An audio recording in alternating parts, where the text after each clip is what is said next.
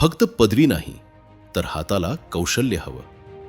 तरुणांना स्वतःच्या पायावर उभं करण्यासाठी आणि आत्मनिर्भर भारत घडवण्यासाठी लाईट हाऊस उपक्रमाच्या माध्यमातून शेकडो तरुणांच्या स्वप्नांना दिशा देणारे आपले भाजपाचे गणेश बिडकर.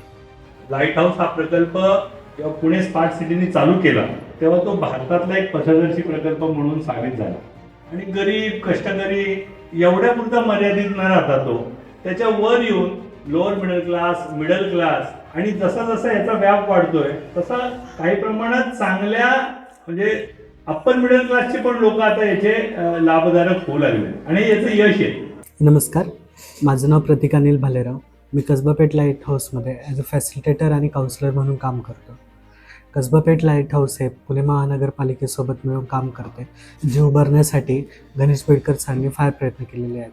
नुकताच आपण आपला 5वा वर्धापन दिन साजरी केला. या 5 वर्षात आपण जवळजवळ 1,500पेक्षा अधिक विद्यार्थ्यांना वेगवेगळ्या प्रकारचे कोर्स दिलेले आहेत आणि त्यापैकी जवळजवळ 700च्या वरती विद्यार्थी हे सध्या नोकरी करत आहेत आणि स्वतःच्या पायावर उभे आहेत. म्हणूनच पुणे महानगरपालिका सार्वत्रिक निवडणुकीसाठी प्रभाग क्रमांक 24 कसबा गणपती, कमला नेहरू हॉस्पिटल, KEM हॉस्पिटलचे इच्छुक उमेदवार भाजपाचे गणेश बिडकरच हवे. त्यांचं चिन्ह आहे कमळ. कमळ. कमळ.